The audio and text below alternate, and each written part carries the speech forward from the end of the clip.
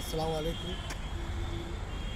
मैं आपको एक बात से रूबरू कराना चाहता हूँ जो बहुत ज़रूरी था और अब से पहले ही रूबरू हो जाना चाहिए था, लेकिन मैं ये सब किसी कारणवश नहीं कर पाया। अब भी मैं 3 दिन से बराबर प्रयास कर रहा हूँ। मेरी तबीयत बहुत ख़राब चल रही है, नासाज चल रही है, आवाज़ भी सफा नहीं निकल रही, आप जानते हो। मैं आपको बता देना चाहता हूँ, ग्राम मिट्टेपुर में एक ज़मीन है जो खेत नंबर 235 आता है, इसे खस्सा नंबर बोल देते हैं। ई पॉइंट पर एक प्लॉटिंग चल रही है। मुझे उस प्लॉटिंग से कोई आपत्ति तो है नहीं, ना ही मुझे किसी लेने वाले से कोई आपत्ति है, ना ही मुझे बेचने वाले से किसी कोई आपत्ति है। जबकि मैं अगर प्रशासन से उसकी जांच की मांग कर रहा हूँ तो लोग मेरे ऊपर दबाव बना रहे हैं। कोई कहता है चोरी में फंसवा देंगे, कोई कहता है ये कर देंगे, कोई कहता है वहाँ से मुकदमा लगा देंगे, कोई अपने परिवार को बैठा के मेरे ऊपर प्रेशर कर रहा है बार बार। लेकिन मैं वो इंसान हूँ, जिस जगह खड़ा हो जाता हूँ मैं डगमगाता नहीं हूँ। मेरी मौत मेरी आवाज़ को दबा सकती है, लेकिन कोई ऐसा इंसान पैदा नहीं हुआ जो मेरी आवाज़ दबा सके। ना मैं जेल से डरता ना जेल से। और दूसरी बात, मैं संविधान पर भरोसा करने वाला आदमी हूँ और कानून के हित की लड़ाई लड़ रहा हूँ। और मैं ये जो लड़ाई लड़ रहा हूँ ये भी मैं उत्तर प्रदेश सरकार के हित की लड़ाई लड़ रहा हूँ। 235 नंबर की बात कर रहा हूँ मैं। जैसे कि उपरोक्त लोगों के खिलाफ जो एक कंप्लेंट लगाई गई थी, जो 1993 से जो मुकदमा चल रहा था जो कोर्ट में, इसमें दर्शाया गया है, इसमें एक नाली भी है पीछे पुलावा जो मौजूदा हालात में वहाँ नज़र नहीं आती। नाली भी है और चक्रोड़ भी है। और इसमें मुकदमा चलने के बाद इसमें डीएम साहब का एक ऑर्डर है जो उन्होंने अपने लिए ज़मीन के लिए लगाया था वहाँ पर, लेकिन उसको डीएम साहब ने खारिज कर दिया। जब डीएम साहब के ऑर्डर के खिलाफ गए तो उसके बाद कमिश्नर में इनका मुकदमा चला, वहाँ भी कमिश्नर साहब ने इसको शायद रद्द कर दिया। क्यों कि ये ऑर्डर मिल नहीं पा रहा है कमिश्नर साहब वाला। ये बीच में ही ये गबन हो गया, क्या हो गया अल्लाह जाने। क्योंकि मैंने बहुत प्रयास किया, डीएम कमिश्नर साहब के ऑफिस से भी नहीं निकला और ना ही ये ज़िले से निकला है, तो गबन हो गया था या मिल नहीं पा रहा। तीसरी बात आती है, उसके बाद ये रेवेन्यू कोर्ट गए। अगर कमिश्नर साहब के यहाँ से अगर इनके हक में फैसला चला जाता तो ये फैसला तो ये रेवेन्यू कोर्ट नहीं जाते, रेवेन्यू कोर्ट से इनका खारिज हो गया। मैं आपको दिखाना और दर्शाना देना चाहता हूँ, ये डीएम साहब का लेटर है जो खारिज करा हुआ है, ऑर्डर है 1993 का, ये मैं आपको दिखा देना चाहता हूँ।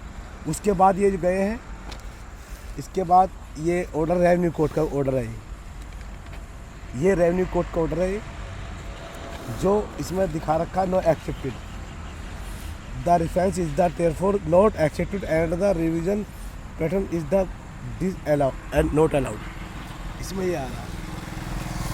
तो इस ज़मीन पर मुकदमा मैंने काफ़ी कंप्लेंट डाली है, बराबर मेरा प्रयास चल भी रहा है। मेरी किसी लेने वाले से कोई आपत्ति नहीं, मैं इस बात को फिर अवगत करा दूँ, ना मेरी किसी कोई आपत्ति नहीं। लेकिन कल आने वाले भविष्य में अगर आपको दिक्कतें आई तो उसका मैं तुम खुद स्वयं जिम्मेदार हो, उसका मैं नहीं हूँ। क्योंकि ये मामला कोर्ट में जा रहा है और ये हाई कोर्ट लेके जा रहा हूँ मैं इस मामले को। ये चला तो सबसे पहले जा चुका होता, लेकिन मैं गया भी, लेकिन किसी कारणवश मैं एक पेपर भूल गया जो उसे देने के लिए मैं पहुँच नहीं पाया। मोबाइल से फ़ोटो साफ नहीं जा रही थी, कॉपी उसकी व्हाट्सएप किसी माध्यम से, इसलिए जाना ही वहाँ उचित होगा। इसीलिए ये मुकदमा कोर्ट जाएगा। कोर्ट किसके हक में फैसला देगा ये कोर्ट का काम है। हाँ, अगर गैर कानूनी, अगर कोर्ट के माध्यम से हम काम करेंगे, अगर कोर्ट के अगर विरुद्ध अगर गलत कोई चीज़ पाई जाती है, आप जैसे दुकान बनाते हो या कोई मकान बनाते हो, अगर कुछ भी बनाते हो, अगर कानून की नज़र में वो गलत होगा तो मैं उसको रोकने का काम करूँगा। मैं आपको स्पष्ट बता देना चाहता हूँ। कभी आप कल को ये कहो कि गुड्डू हमारे साथ ऐसे कर रहा है, मैं आपके साथ कुछ नहीं कर रहा, क्योंकि ये मसला मेरा पहले से ही चला हुआ है। ऐसा नहीं है कि आपके आने के बाद, आप देखोगे भी तो मैंने बहुत कंप्लेंटें लगाई हुई है। ये फाइल बहुत भर चुकी है, बहुत मोटी फाइल हो चुकी है। मैंने प्रार्थना पत्र दिए हुए हैं पूर्व में, सामने ये मैंने प्रार्थना पत्र दिए हुए हैं। 29/8/2022 का भी है, 15/9/2022 का भी है, 16/9/2022 का भी है, सामने का। और रजिस्ट्री ऑफ पोर्टम के माध्यम से मैंने 7 अक्टूबर को भी मैंने दिया है।